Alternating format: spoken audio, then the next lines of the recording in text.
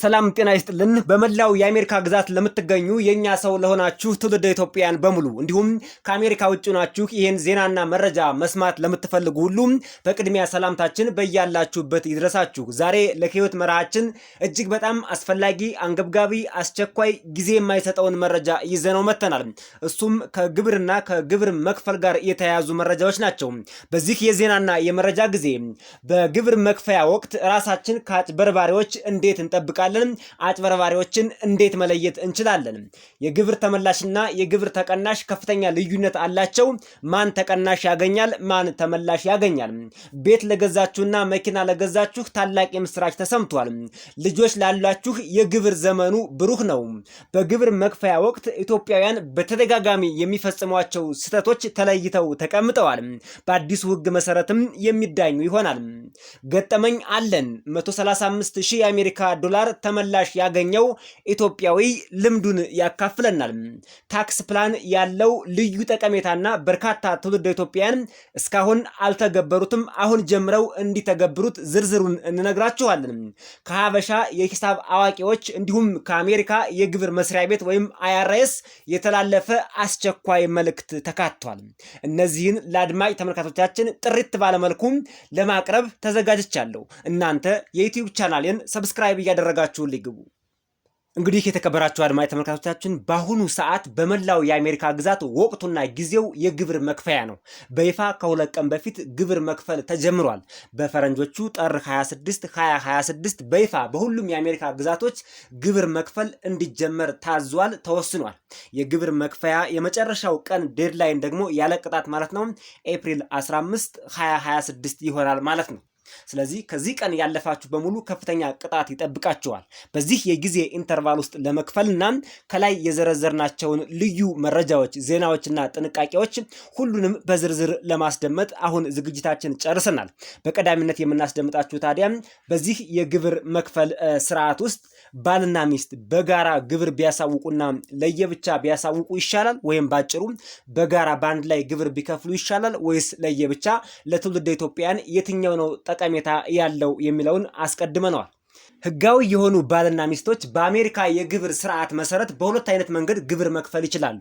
አንደኛው ባልና ሚስት በጋራ ወይም ጆይንትሊ ግብር መክፈል ይችላሉ። ሁለተኛው ደግሞ ባልና ሚስት ለየብቻ ወይም ሰፓሬትሊ ግብር መክፈል ይችላሉ። የሁለቱንም ጉዳቱንና ጥቅሙን እንነግራቸዋለን። አሁን የምንጀምረው ባልና ሚስት በጋራ ወይም ጆይንትሊ ግብር ሲከፍሉ ነው። ይሄኛው በብዙ የግብር ባለሙያዎች ተመራጭና አዋጩ ትክክለኛውና ጥሩ የሚባለው መንገድ ነው። ይሄም ቢሆን ጉዳትና ጥቅም አለው። ጉዳቱንና ጥቅሙን እንነግራችኋለን። ነገር ግን በጣም ጥቅሙ ያመዘነ ነው፣ ከጉዳቱ ይልቅ ጥቅሙ ከፍ ያለ ነው ማለት ነው። ስለዚህ ባልና ሚስት በጋራ ሲከፍሉ ወይም ጆይንትሊ ሲከፍሉ ታክስ ብራኬቱ ከፍ ያለ ገንዘብ ነው ይዞላቸው የሚመጣው ማለት ነው። የሚከፍሉት ግብር በጣም ይቀንስላቸዋል። ለምሳሌ 10% ግብር የሚጣልባቸው ከ$0 እስከ $11,925 ነው። በዚህ እርከን ውስጥ ያሉት 10% ግብር ይከፍላሉ ሲንግሎች። የሁሉም እርከን ተቀምጧል። ከፍተኛው ደግሞ 37% የሚከፍሉት ደግሞ ከ$626,350 በላይ ከ$626,350 በላይ ከዚህ በላይ ያሉት 37% ግብር ይከፍላሉ ማለት ነው። ይሄ ሲንግል ሲሆኑ ነው። በጋራ ሲሆኑ ግን በጥፍ ይቀንሳል ማለት ነው። አስቡት። ለምሳሌ በጋራ ሲሆኑ ግብር የሚከፍሉት 10% ግብር የሚከፍሉት ከ0 እስከ $23,850 የአሜሪካ ዶላር ማለት ነው። አንድ ሰው ብቻውን ሲሆን በግማሽ የሚከፍለውን፣ በጋራ ሲሆኑ ደግሞ በዚህ ደረጃ ከፍ ያለ እጥፍ ያለው ቅናሽ ያስገኝላቸዋል ማለት ነው። ባጭሩ ይሄ ሲጠቃለል በጋራ ሆናችሁ ስትከፍሉ ከፍተኛ የሆነ የገንዘብ ቅናሽ ታገኛላችሁ ማለት ነው። ወይም ደግሞ ከፍተኛ የሆነ ስታንዳርድ ዲዳክሽን ታገኛላችሁ ማለት ነው። ይሄ ስታንዳርድ ዲዳክሽን የምንለው መደበኛ የሆነው ተቀናሽ በሱ በጣም ተጠቃሚ ትሆናላችሁ። በጋራ ለመክፈል ሞክሩ። ሁለተኛው ዝቅተኛ የታክስ ተመን ነው የሚደረግባችሁ። የገቢ እርከኑ ሰፊ በመሆኑ ገቢያችሁ ከፍ ቢልም እንኳን በዝቅተኛ ፐርሰንት ግብር ትከፍላላችሁ ይላል። ሁሉንም ክሬዲቶች ማግኘት ትችላላችሁ።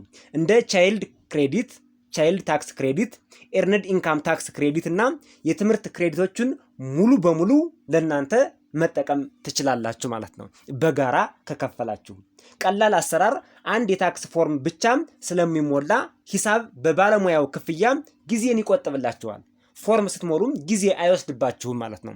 የሂሳብ አዋቂ የምትቀጥሩ ከሆነም ለሁለት የምትከፍሉትን ለአንድ መክፈል ትችላላችሁ። ሂሳብ ይቀንስላችኋል ማለት ነው። ይሄ ነው ትልቁ ጥቅም። ጉዳት አለው ወይ? እዚህ ግባ የሚባል ጉዳት የለውም። እንደ ጉዳት የተቀመጠው ምንድነው? የጋራ ተጠያቂነት ይኖራል። በታክስ ፎርሙ ላይ ስህተት ቢኖር ወይም አንደኛ ወገን ታክስ ባይከፍል አይአርኤስ ሁለቱንም እኩል ይጠይቃል ማለት ነው። ይሄ ነው ተጠያቂነት። በጋራ ይኖራል። በጋራ ከበሉ በጋራ መጠየቅ ነው። እዳም ሲመጣ ችግርም ሲመጣ በጋራ ነው። ባልና ሚስት አንድ አምሳል አንድ አካል ነውና አንድ ላይ ግብር ብትከፍሉ ኢቭን አንድ አካውንት ቢኖራችሁ ይመከራል። ይሄ ከኢትዮጵያውያን ባህልም አንጻር ከሃይማኖትም ከሁሉም አንጻር የሚመከር እጅግ አስፈላጊ ነገር ነው ማለት ነው። ለየብቻ ፋይል ማድረግ ግን ይቻላል፣ አይከለከልም፣ መብት ነው። ይህ ዘዴ ብዙ ጊዜ ጉዳቱ በጣም ያመዝናል። አልፎ አልፎ ትንሽ ጥቅም ሊኖረው ይችላል። ጥቅሞቹን ስንመለከት የግል ተጠያቂነት ነው። ባል የራሱን ከከፈለ ለራሱ ነው የሚጠየቀው፣ ሚስት አትጠየቅም ማለት ነው። ከፍተኛ የሕክምና ወጪ ካለ አንደኛ ወገን ከገቢው አንጻር በጣም ከፍተኛ የሕክምና ወጪ ካለው ለየብቻ ፋይል በማድረግ ያንን ወጪ ከታክስ ለመቀነስ ሊረዳው ይችል ይሆናል። እንደዚህ አይነት ጥቅሞች አሉት። መለያየት ላይ ያሉ ጥንዶች በሕግ ባይፋቱም እንኳን በገንዘብ ጉዳይ መገናኘት የማይፈልጉ ካሉ ይሄን መንገድ መጠቀም ይችላሉ። ይፋ ሆነው ላይፋቱ ይችላሉ። አንዳንዶቹ ያው ለፍቅር ጊዜ ምናምን ይገናኛሉ፣ ግን ገንዘባቸው ሁሉ ነገራቸው ለየብቻ አይሆኑም። ወይም ደግሞ ገና ተጋብተው ገንዘባቸውን በይፋ አንድ ላይ ላላደረጉ ጥንዶች ይሄኛው እንደ አንድ አማራጭ ተደርጎ ሊወሰድ ይችላል። ጉዳቱ ክሬዲቶችን ሙሉ በሙሉ ባይባልም እንኳን ብዙ ክሬዲት ታጣላችሁ፣ አታገኙም። ቀደም ሲል እንደተጠቀሰው ለህፃናት በተለይ ለህፃናት የሚከፈሉ ክሬዲቶችን በሙሉ አታገኙም። እነዚህን ታጣላችሁ ማለት ነው። ከፍተኛ የታክስ ተመን ውስጥ ትገባላችሁ። በጣም ከፍተኛ ነው የሚሆነው ማለት ነው። የሁለታችሁን ግብር ብታሰሉት እጅግ ከፍተኛ አላግባብ የሆነ አንድ ቤት ውስጥ ሁለት ነገር እየተከፈለ ነው ማለት ነው። ያ ማለት አንድ ቤት ውስጥ ለሁለት ቆጣሪ ለሁለት የኤሌክትሪክ ቆጣሪ እንደ መክፈል ማለት ነው። ባል ለብቻ ሚስት ለብቻ ስቶቭ የሚጠቀሙ ከሆነ ለየብቻ ይከፍላሉ ማለት ነው። እንደሱ ነው ሁኔታው፣ እንደሱ ነው የሚሆነው። ምንም ጥርጥር የለውም። ግብሩ ይበዛል። ባጭሩ የቅናሽ ገደቡም ዲዳክሽን ሊሚቱም በጣም ዝቅ ነው የሚልባችሁ ማለት ነው ለየብቻ ሲሆን። ይሄ ነው እንግዲህ ያለው ጉዳት። ስለዚህ በጋራ ብትከፍሉ ይመከራል። አንደኛው የምንነግራችሁ መረጃ ይሄ ነው። ሁለተኛው መረጃችን የግብር መክፈያ ወቅት በአሜሪካ ሲጀመር አንዳንድ ግለሰቦች አንዳንድ ብቻ ሳይሆን በርከት ያሉ ትውልደ ኢትዮጵያውያን ይጭበረበራሉ። ማጭበርበሩ በሁለት አይነት መንገድ ከፍለን አይተነዋል።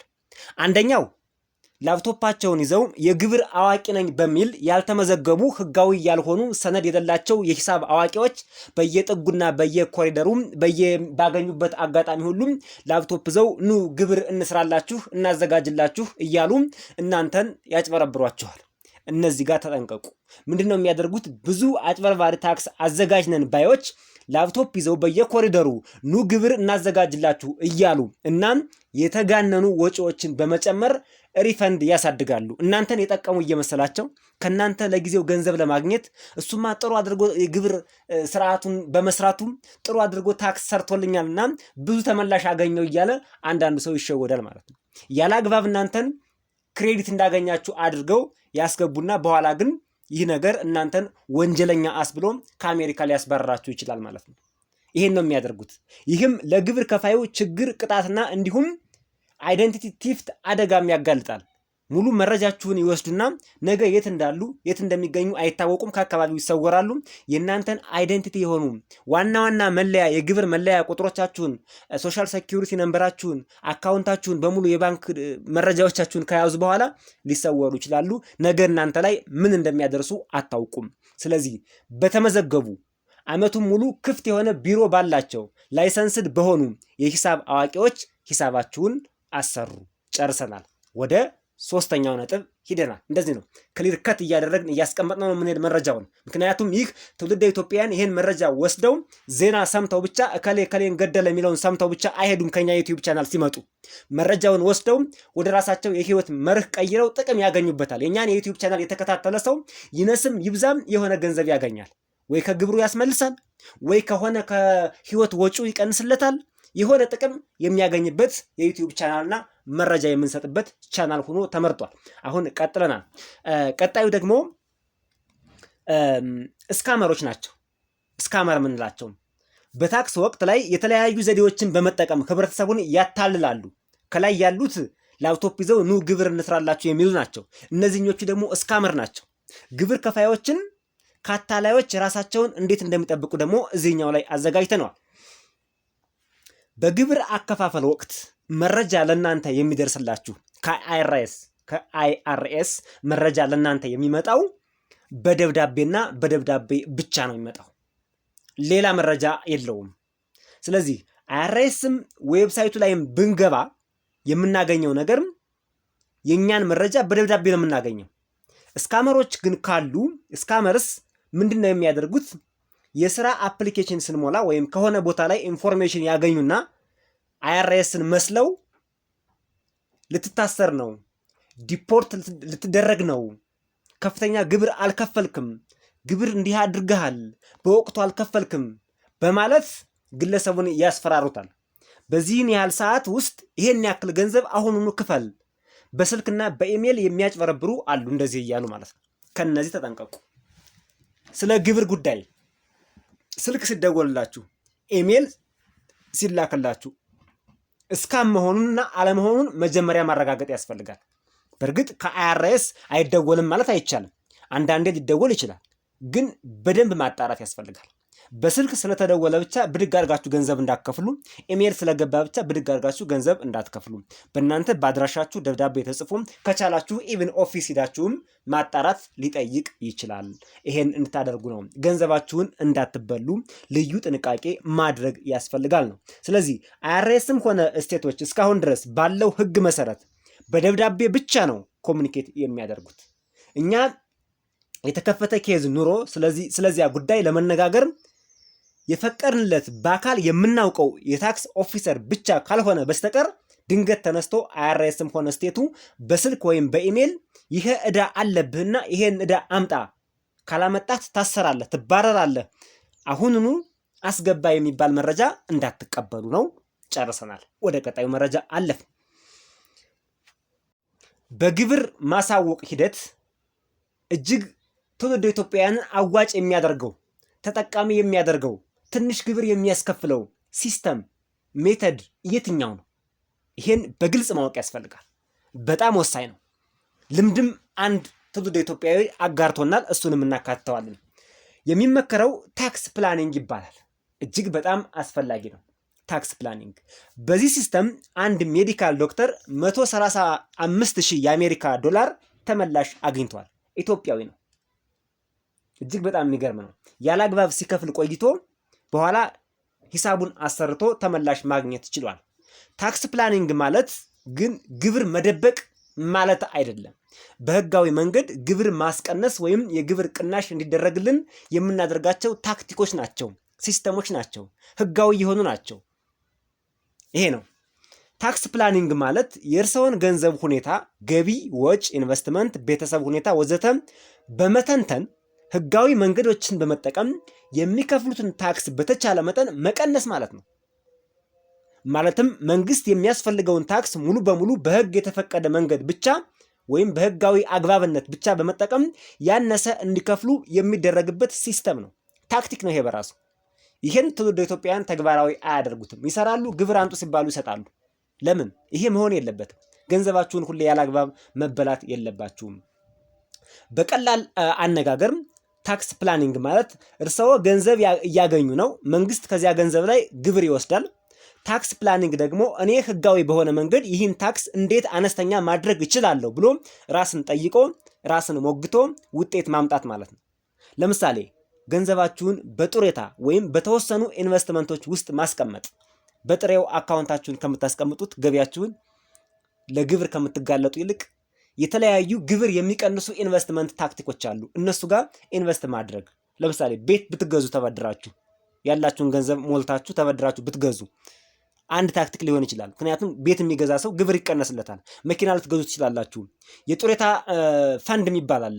እሱ ላይ ኢንቨስት ልታደርጉ ትችላላችሁ። የታክስ ቅናሽ የሚሰጡ ወጪዎችን ማድረግ፣ እንዲሁም አፈላልጋችሁ የታክስ ቅናሽ ያለባቸው ኢንቨስትመንቶች ላይ ኢንቨስት ማድረግ ነው። ይሄ ነው እንግዲህ እንደዚህ ነው የሚደረገው ማለት ነው። ይህ ሁሉ ህጋዊ ነው፣ እንደ ታክስ ማምለጥ አይደለም። ያ ደግሞ ገቢ መደበቅ ወይም ውሸት መናገር ነው። ይህ ግን ህጋዊ ነው። ሌሎችም ህጋዊ የሆኑ መንገዶችን ተከትላችሁ ከሂሳብ አዋቂዎቻችሁ ጋር ተገናኝታችሁ በየዓመቱ የምትከፍሉትን ግብር ማስቀነስ ትችላላችሁ። በጣም ለምሳሌ ሌላም አንዲት ፌመስ የሆነች ትውልደ ኢትዮጵያዊ አርቲስት ፍቅር አዲስ ነጋ ጥበብ ስንት እንደምትከፍል ታውቃላችሁ? በጣም ከፍተኛ የሆነ ግብር ትከፍላለች። እስከ 500,000 የአሜሪካ ዶላር ትከፍላለች። ምናልባት ከሂሳብ ባለሙያ አላሰራቸው ሊሆን ይችላል። ስለዚህ ከሂሳብ ባለሙያ አሰሩ። እናንተም ግብር የሚያስቀንሱ መንገዶችን በሙሉ ተጠቀሙና ዝቅተኛውን የግብር መጠን ክፈሉ። እሱ ታክስ ፕላኒንግ ይባላል። ሲስተሙን ጫፉን ከነገርናችሁ እናንተ ዲቴሉን በደንብ ሰርስራችሁ ግቡበት። ሌላው የደረስንበት ለትውልደ ኢትዮጵያውያን እጅግ በጣም የሚጠቅምና አስፈላጊ የሆነው ርዕስ ግብር ከፋዮች በተደጋጋሚ የሚፈጽሟቸው ስህተቶችና ጥፋቶች ምንድን ናቸው? በዚህ በአሜሪካን ሀገር በግብር መክፈል ወቅት የሚፈጽሟቸው ተደጋጋሚ ጥፋቶች ምንድን ናቸው? አንደኛ፣ በተደጋጋሚ የምናየውና የሚስተዋለው ሁሌም የሚገጥመው ችግር የዶክመንት ጉድለት፣ የመረጃ ጉድለት፣ መረጃዎችን በተገቢው መልኩ ሰብስቦ አለመያዝ። እንግዲህ የግብር መክፈያ መረጃዎቻችሁ ከዌብሳይቶች፣ ከኢሜይል፣ ከብዙ መንገድ ልታገኙ ትችላላችሁ። እሱን ባንድ ላምኔት አድርጋችሁ ጠርዛችሁ ባይንድ አድርጋችሁ እስከ 5 ዓመት እስከ 10 ዓመት ሊኖራችሁ ይገባል። እንደውም ራሱን የቻለ ካቢኔት ሎከር አስቀምጣችሁ እሱ ሎከር ውስጥ ብታስቀምጡት እጅግ በጣም ጠቃሚ ነው ማለት ነው። ብዙ ሰው የግብሩ መረጃ የተሟላ አይደለም። በዚህ ምክንያት ነው አንዳንዴ ያላግባብ ከፍለሃል ተብሎ የሚቀጣው፣ አንዳንዴ ደግሞ አልከፈልክም የሚባልበት ሁኔታ የሚመጣው ከዚህ አንጻር ነው። ዶክመንቴሽን ዋና ነገር ነው። ዶክመንት የሌለው ሰው ምንም የለውም ማለት ነው። በቃል የሚሆን ነገር የለም፣ በቃል የሚታመን ነገር የለምና መረጃችሁን፣ ዶክመንታችሁን በሚገባ ዶክመንት ማድረጋችሁን ሁሌም አትርሱ። ይሄ ነው ትልቁ ችግር ከትውልደ ኢትዮጵያውያን የሚስተዋለው። ሁለተኛው የትዳር ሁኔታ ስህተት ነው። ባለትዳር ሆነው በኢትዮጵያ ያለ የትዳር ጓደኛ ካላቸው ጆይንትሊ ማቅረብ እየቻሉ ትዳር የለንም ይላሉ፣ ይረሱታል። አንዳንድ ሰዎች ሚስቴ ገቢ የላትም በሚል ገቢው የኔ ብቻ ነው በሚል ሰበብ የራሳቸውን ብቻ ግብር ይከፍላሉ። ግን እየተሸወዱ ነው። ሚስት አለኝ ቢለው በህጋዊ መልኩ ቢያቀርቡ ግን ግብር ይቀንስላቸዋል። ይሄን አያደርጉም፣ አይዞርላቸውም። ብዙ ትውልደ ኢትዮጵያውያን ይሸወዳሉ። ጆይንትሊ ማቅረብ አይችሉም። ህጋዊ ሌጋል የሆነ ሚስት ካላችሁ ኢትዮጵያም ትሁን ኤቭሪዌር ማቅረብ እንደሚቻል ነው ህጉ የሚያሳየው ማለት ነው። ባለትዳር እንደሆናችሁ ማቅረብ እንደሚቻል ነው። ባለትዳር ሆነው በኢትዮጵያ ያለ የትዳር ጓደኛ ካለ ጆይንትሊ ማቅረብ ይቻላል ይላል። ነገር ግን ብዙዎቹ ሲንግል ይላሉ። ውጤቱ ከመጠን በላይ ግብር መክፈል፣ የሚመለስ ገንዘብ መቀነስ፣ እንደዚህ አይነት ነገር ያጋጥማቸዋል። ይሄን ተጠቀሙበት። ሌላው የልጆችን መረጃ በትክክል አለማስገባት። አንዳንዱ ዝም ብሎ ስንት ልጅ እንዳለው በትክክል ቆጥሮ ማያስገባ አለ። እንዲሁም የሚተውም ኢግኖር የሚያደርግም አለ። በእነሱ የሚያገኘውን ጥቅም ያጣል። እንዲሁም ቻይልድ ክሬዲት ለማግኘት እሱን ሁሉም ዶክመንቶችን አለማሟላትም አንዱ ችግር ነው። ሌላው በሶስተኛ ደረጃ ብዙ ጊዜ ትውልደ ኢትዮጵያውያን የሚያደርጉት ወይም የሚሳሳቱት ስህተት የፎርም አሞላል ስህተት ነው። ፎርም ላይ በጣም ይሳሳታሉ። እሱ ነው ትልቁ ችግር ማለት ነው። እነዚህን ከብዙ በጥቂቱ የተነሱ ናቸው። አሁን በዚህ የግብር መክፈያ ወቅት እነዚህ ችግሮች እንዳይፈጸሙ፣ እንዳይታዩ፣ እንዳይስተዋሉ ትውልደ ኢትዮጵያውያን ድጋሜ ጥንቃቄ አድርጉ ማለት ነው። ወደ ቀጣዩ አልፈ በቀጣይ በርካታ ትውልደ ኢትዮጵያውያን በጉጉት የሚጠብቁትና ለትውልደ ኢትዮጵያውያን ደግሞ ጥሩ ነገር መልካም አጋጣሚ ነው። በትራምፕ አስተዳደር በተለይ ይሄኛው እጅግ ጥሩ ነው የተባለው የግብር ተመላሽና ተቀናሽ ነው። ይሄን በደንብ አስተውሉና ግብር ለመክፈል ስትሄዱ ተመላሽ ለማግኘት ነው ወይስ ተቀናሽ ለማግኘት ለመክፈል ነው ወይስ ለማስመለስ የሚለውንም ትወስናላችሁ ማለት ነው። የግብር ተመላሽ ወይም ሪፈንድ ያለው ትውልደ ኢትዮጵያውያን ግብር ለመክፈል አይሄድም ማለት ነው። ተመላሽ ካላችሁ ግብር ለመክፈል አትሄዱም። ግብር የማይከፍሉ አሉ በዚህ ዓመት ትውልደ ኢትዮጵያውያን ሆነው ማለት ነው። እንደውም ከባለፈው ዓመት በስህተት የከፈሉት ሊመለስላቸው ነው። ስለዚህ ተመላሽ ማን ነው ተቀናሽ የማን ነው የሚለውን አሁን ለይታችሁ ታውቃላችሁ ማለት ነው። የግብር ተመላሽና ተቀናሽ ሁለቱም ልዩነት አላቸው። መደበኛ ቅነሳ ከግብር ነፃ የሚሆነው ላላገቡ በዚህ ዓመት በአዲሱ አሁን ከባለፈው ዓመት ጋር ማነጻጸር አያስፈልግም። ወደ ኋላ ስናነጻጽር አንኖርም። ልዩነት አለው። ተሻሽሏል። ትራምፕ አሻሽሎታል። አዲስ ህግ ነው ተባብለን ጨርሰናል። ስለዚህ በዚህ ዓመት ላላገቡ ሰዎች ከግብር ነፃ 15750 የአሜሪካ ዶላር ነው አሁን የምትከፍሉት ማለት ነው። የዚህ ዓመት ማለት የ2025 ዓመታዊ ግብር አሁን ነው የሚከፈለው። አሁን ነው የሚከፈለው። ስለዚህ ያላገባችሁ ሲንግል አሜሪካውያን ካላችሁ ዓመታዊ ገቢያችሁ ከ15750 ዶላር በላይ ያላችሁ ብቻ ነው ግብር የምትከፍሉት። ከዚህ በታች ያለው አትከፍሉም ማለት ነው። ይህ ከእያንዳንዱ ገቢያችሁ ተቀንሶ ከዚህ በላይ ያለው ብቻ ነው የሚከፈለው። ለምሳሌ አንድ ሰው ዓመታዊ ገቢው 100 ዶላር ቢሆን 100,000 ዶላር ቢሆን 100,000 የአሜሪካ ዶላር ሆኖ ግብር ለመክፈል ቢዘጋጅ መጀመሪያ 15750 የአሜሪካ ዶላር ስታንዳርድ ዲዳክሽን ይቀነስለታል ማለት ነው። ስለዚህ ወደ 84250 ከዚህ ዶላር ብቻ ነው ግብር የሚሰላው። ግልጽ ነው ይሄ ነገር። ከዚህ ዶላር ብቻ ነው ግብር የሚሰላው ማለት ነው። ይሄ ስታንዳርድ ዲዳክሽን ማለት ነው። ስታንዳርድ ዲዳክሽን ማለት ነው። ስለዚህ ዓመታዊ ገቢ 10,000 ቢሆን አይከፍልም ማለት ነው። እንደውም ኔጌቲቭ ነው። ይሄ አይከፍልም። ከ15750 በታች ከሆነ አይከፍልም ማለት ነው። የተጋቡ ባልና ሚስት በአንድ ላይ ግብር ለመክፈል ጆይንትሊ ካቀረቡ ደግሞ ከ31500 ዶላር በታች ግብር አይከፍሉም። ትልቅ ገንዘብ ነው። ይሄ ትልቅ ገንዘብ ነው። ከባለፈው ዓመት የተወሰነ የዶላር እስከ 1000 የሚደርስ የዶላር ለውጥ ተደርጎበታል። እስከ 2000 አካባቢ ሊደርስ ይችላል። አሁን ከባለፈው ጋር ማነጻጸር ብዙም ላያስፈልግ ይችላል። ብቻ ባለትዳሮች ጆይንትሊ ለግብር መክፈል ሲያቀርቡ 31500 ዶላር ዓመታዊ ገቢያቸው ካልሞላ ግብር አይከፍሉም ማለት ነው። ስለዚህ ዓመታዊ ገቢያቸው 100,000 ዶላር ቢሆን የሁለቱ ባንድ ላይ መጀመሪያ 31500 ስታንዳርድ ዲዳክሽን ይቀነስላቸዋል። ስለዚህ ይሄን ስቀንሱት ወደ 69500 ምናምን አይ ቲንክ ፐርፌክት ላይሆን ይችላል ካልኩሌሽኑ። ይሄን ነው የሚከፍሉት ማለት ነው። ከዚህ ውስጥ ያለውን ግብር ነው የሚሰላላቸው። መጀመሪያ ይሄኛው ገንዘብ ይቀነስላቸዋል። ይሄ ስታንዳርድ ዲዳክሽን ይባላል። ተመላሽ አይደለም። ይሄ ተቀናሽ ነው የተባለው። ተመላሽ አይደለም። ተመላሽ አያገኙም። እነዚህ ተመላሽ አያገኙም። ይሄ ተቀናሽ ተደርጎላቸዋል። ተቀናሹ ከባለፈው ዓመት ተሻሽሏል። ጥሩ ነው ባጭሩ። ሄድ ኦፍ ሃውስሆልድ የቤተሰብ አባወራ ሆኖ በውስጡ ልጆች ካሉትና በርካታ የሚያስተዳድራቸው እድሜያቸው ከ17 ዓመት በታች የሆኑ ካሉት ወይም ሌሎች ዲፔንዳንት በውስጡ ካሉት በጉዲፍቻ የሚያሳድጋቸውም ሊሆኑ ይችላሉ። እሱ ደግሞ 23625 ብቻውን ከሆነ 23625 ከዚህ በታች ከሆነ ግብር አይከፍልም ማለት ነው። ለአረጋውያን እድሜያቸው ከ65 ዓመትና ከዚያ በላይ ከመደበኛው በተጨማሪ 6500 ዶላር ይቀነስላቸዋል። ያ ማለት አንድ አረጋዊ 100,000 የአሜሪካ ዶላር ዓመታዊ ገቢው ቢሆን እና ያላገባ ብቻውን የሚኖር ቢሆን መጀመሪያ 15750 ለሲንግል አለች አይደለ? እሷ ትቀነስለታለች። ስለዚህ 84250 ዶላር ይሆናል ማለት ነው። ከዚህ ግብር ይከፍላል። ደግሞ ሌላ ይቀነስለታል። አረጋዊ በመሆኑ 6500 ተጨማሪ ይቀነስለታል ማለት ነው። ስለዚህ ከ84250 6500 ስትቀንሱለት ወደ 73000 ምናምን አካባቢ ዝቅ ይላል ማለት ነው። ወደ 77000 ነው ምናምን ኤኒዌይስ ወደ እሱ ዝቅ ይላል ማለት ነው። ይሄ ከዚህ ነው የሚከፍለው። ይሄ ለአረጋውያን ብቻ የሚደረግ ነው ማለት ነው። አዲስ የተጨመረች በዚህ ዓመት ትራምፕ ያመጣት ናት 6500። ከዚህ በፊት ግን 2000 ዶላር ነበረች። እሷም ትቀነሳለች። ተጨማሪ 6500 ይቀነስላቸዋል። ስለዚህ እድሜያቸው ከ65 ዓመት በታች የሆኑት የሚቀነስላቸው ገንዘብ በጣም ብዙ ነው ማለት ነው። 15730 ይቀነሳል። ፕላስ ድሮ የነበረችው 2000 አለች 17750 ይሆናል። አሁን 6500 አለች ወደ 23000 ምናምን አካባቢ ይቀነስላቸዋል ማለት ነው።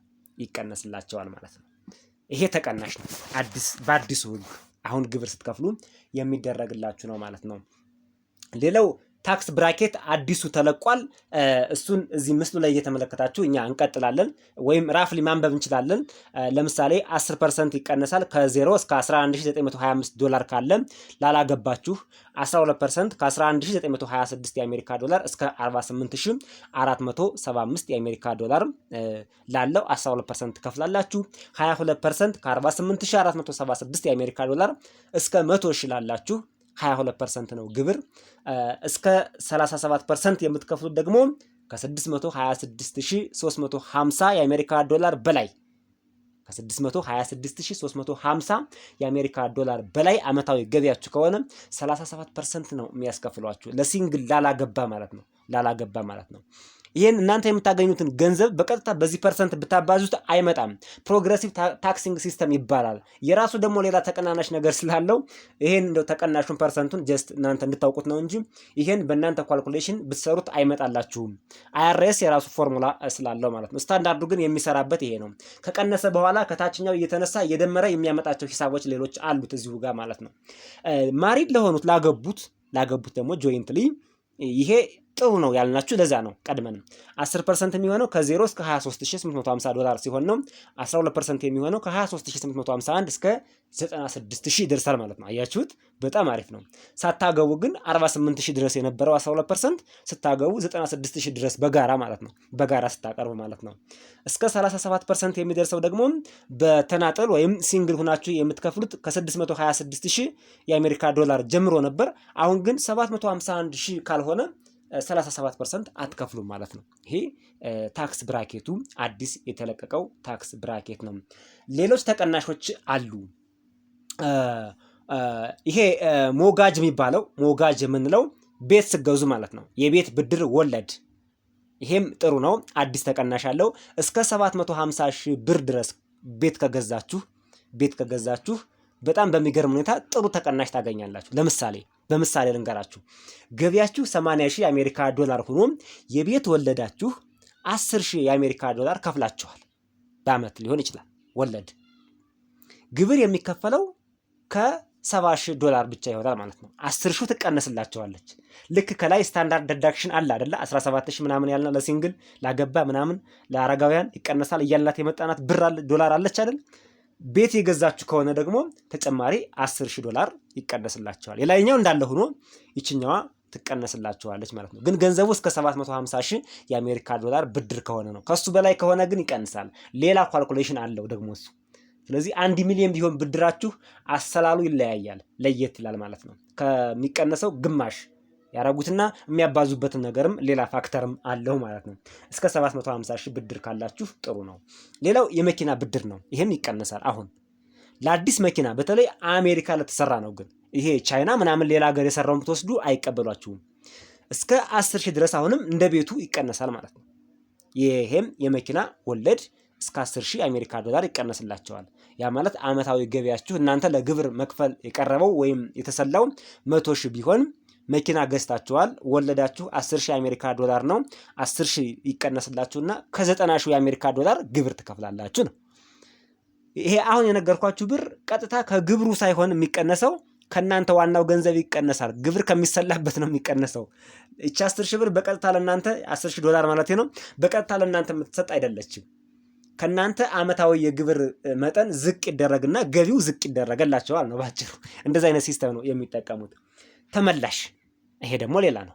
እስካሁን ያየናቸው ተቀናሽ፣ አዲስ የመጡ ተቀናሽ፣ አንዳንዶቹ በፊትም የነበሩ የተሻሻሉ ናቸው። አሁን ደግሞ የምናየው ምንድነው? ተመላሽ እና ተቀናሽም አብሮ ያለው ማለት ነው።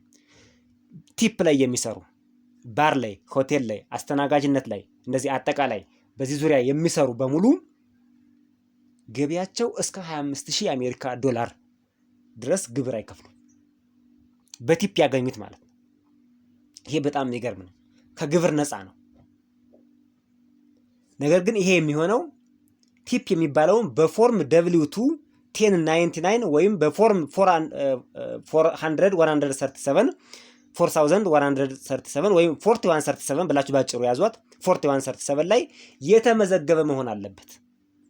ቲፑ እዛ ላይ ካልተመዘገበ ያውቀውም አይአርኤስ። ከሱ ጋር የተመዘገበ መሆን አለበት። ለ2025 እስከ 2028 ይሰራል። ለ3 ዓመት ነው ይሄ የሚሰራው። ለ3 ዓመት ነው የሚሰራው። ባክ ፔመንት አላቸው። እነዚህ ወደ ኋላ ሁሉ ተመልሰው ያገኛሉ፣ ይመለሳል። ምክንያቱም ከ2025 እስከ 2028 ተብሏል። የዛሬ ዓመትም ያላግባብ ሲከፍሉ ቆይተዋል። እነሱ ተመላሽም አላቸው። አሁንም ግብር አይከፍሉም። እንደውም ተመላሽ አላቸው። ስለዚህ ቲፕ ላይ የምትሰሩ በሙሉ ትውልደ ኢትዮጵያውያን የምትሄዱት ግብር ለማስመለስ እንጂ ለመክፈል አይደለም ማለት ነው። ሌላው የትርፍ ሰዓት የሰራችሁ ኦቨርታይም የእናንተም ተመላሽ አለ በሚገርም ሁኔታ። ይሄ ደግሞ መጠን እስከ 12500 ያላገባ ከሆነ ደግሞ እስከ 25000 የአሜሪካ ዶላር ድረስ የትርፍ ሰዓት ግብር ሲከፍል ቆይቶ ከሆነ ከግብር ነፃ ስለሆነ እንደውም የከፈለው ተመልሶለት አሁን ምንም አይነት ግብር አይከፍልም። አይከፍልም ማለት ነው። ይሄ በጣም አሪፍ ነው። ይሄ ፌር ሌበር ስታንዳርድ አክት ይባላል። ኤልሳ ይሉታል። ፊልሳ ፌር ሌበር ስታንዳርድ አክት ነው የሚሉት። በዚህ መሰረት የሚከፈል ኦቨርታይም ከ40 ሰዓት በላይ ስራ ይለዋል። እንደገና ደግሞ ፎርም W2 1099 ወይም ሌላ መገለጫ ላይ የተመዘገበ ሆኖ መገኘት ግን አለበት። አሁን ዶክመንቴሽን ያልነው ትልቁ የትውልደ ኢትዮጵያውያን ችግር ይሄ ነው። እዚህ ላይ ተመዝግቦ ካልተገኘ ግን እንደ ኦቨርታይም ሳይቆጥሩት እናንተ ላይ ግብር ይቆርጣሉ። እዚህ ላይ ተመዝግቦ ካላገኙት ግን እንደ ቲፕ ሳይቆጥሩት ከእናንተ ላይ ግብር ይቆጥራሉ ማለት ነው። ስለዚህ እነዚህ ነገሮች ከዚህ በፊት አስመዝግባችሁ ካልሆነ አሁን የምታስመዘግቡበትን መንገድ ፈልጉ፣ መረጃ የምታገኙበትን መንገድ ፈልጉ። ካልሆነ ግን W2 ላይ 1099 ላይ ካልተመዘገበ በቀር 4137 ላይ ከነዚህ ፎርሞች ላይ ካልተመዘገበ በቀር ገንዘቡን ተመላሽ ማድረግ አትችሉም። አያውቀውም ማለት ነው። እንደ ኖርማል ገቢ ነው የሚቆጥርባችሁ። አካውንታችሁ ላይ እንደ ኖርማል ገቢ አድርጎ ይወስድባችኋል። ሌሎች ተዛማጅ ተመላሽና ቅነሳዎች ኳሊፋይድ ፓሴንጀር ቪሂክል፣ ይሄን ተነጋግረናል። የመኪና ብድር በነገራችን ላይ ይመለሳል ማለት ነው። የመኪና ብድር ከላይ የጠቀስናት ተቀናሽ ያልናት 10,000 ዶላሯ እሷም ከባለፈው ጥር 2025 ጀምሮ እስካሁን ድረስ ትመለሳለች። ተመላሽ ውስጥ እሷን አላስገባናትም ነበር፣ እሷም ትመለሳለች ማለት ነው። ሌላው ኢንካንስድ ሲኒየር ዲዳክሽን የሚባለው ለ65 ዓመት ለእነዚህም ተመላሽ ይሰጣቸዋል። ይቺ 6500 ዶላር ተጨማሪ ትቀነሳለች ብለናል። እሷ ስላልተቀነሰች ባለፈው ዓመት አሁን እየተቀነሰች ይሰጣቸዋል ማለት ነው። ተመላሽ ይደረግላቸዋል። ሪፈንዴብል ክሬዲት ከዚህ ቀደም የተጠቀሱ ለምሳሌ የቻይልድ ታክስ ክሬዲት የሚባለው እሱም አሁን የተጨመረችው ወደ 2200 አካባቢ ዶላር በአንድ ህፃን ተጨምሯል። በአንድ ህፃን ወደ 2200 የአሜሪካ ዶላር ተጨምሯል። እሱም ምን ይደረጋል? ወደ ኋላ ባክ ፔመንት ማግኘት ትችላላችሁ ከጥር 2025 ጀምራችሁ ማለት ነው። ስለዚህ አንድ ሰው 3 ልጆች ቢኖሩት በ2200 ዶላር ስታባዙት ወደ 6600 ዶላር ይመጣል ማለት ነው። ይቺ 6600 ዶላር ደግሞ አከፋፈሏ ለየት ትላለች። ክሬዲት ናት። ደግሞ ይቺ ክሬዲት ማለት ቀጥታ ነው ለእናንተ የምትሰጠው፣ ለኪስ የምትገባ ናት። ይቺ ለኪስ የምትገባ ናት። እስካሁን መኪና የገዛ 10,000 ዶላር ከገቢው ተቀንሶ ዓመታዊ ገቢው ዝቅ እንዲልለት ነው፣ በ10,000 ዶላር እንዲቀንስ ነው። ቤት የገዛም በ10,000 ዶላር ዝቅ እንዲልለት ነው የሚደረገው። እንዲሁም አረጋዊ የሆነም በ6500 ዶላር ዝቅ እንዲልለት ነው የሚደረገው። እንደዛ ነው፣ ገቢው ዝቅ እንዲል ነው የሚደረግላቸው ግብር እንዳይበዛ። ይችኛዋ ግን ሲቲሲ ትባላለች፣ ቻይልድ ታክስ ክሬዲት። በቀጥታ ለእናንተ የምትሰጥ ገንዘብ ናት፣ በልጆቻችሁ መጠን ማለት ነው። ለምሳሌ እናንተ የምትከፍሉት ዓመታዊ ግብር 10,000 የአሜሪካ ዶላር ሆኖ ቢሰላ እና 3 ልጅ ቢኖራችሁ 6600 ክሬዲት አለ ማለት ነው። ከ10,000 6600 ስትቀንሱለት ወደ 3400 አይ ቲንክ 3400 የአሜሪካ ዶላር ትቀራለች ማለት ነው። እናንተ የምትከፍሏት ግብር ይቺ 3400 የአሜሪካ ዶላር ናት ማለት ነው። ክሬዲት ናት ይቺ። በቀጥታ ለእናንተ የምትሰጥ ገንዘብ ናት፣ ወይም በቀጥታ ከሚከፈለው ግብር ላይ ነው የምትቀነሰው እንጂ ከገቢያችሁ ላይ የምትቀነስ አይደለችም ማለት ነው። ይቺ ምርጥ ነገር ናት። ምርጥ ነው፣ ቤስት ብለናታለች። በጣም ትጠቅማለች ማለት ነው። ስለዚህ በዚህ መልክ ይቀነስላቸዋል። እንደውም ተጨማሪ ገንዘብ ታገኛላችሁ። በነገራችን ላይ ለምሳሌ ዓመታዊ የምትከፍሉት ግብር እናንተ 4000 የአሜሪካ ዶላር ሆኖ ተሰላ።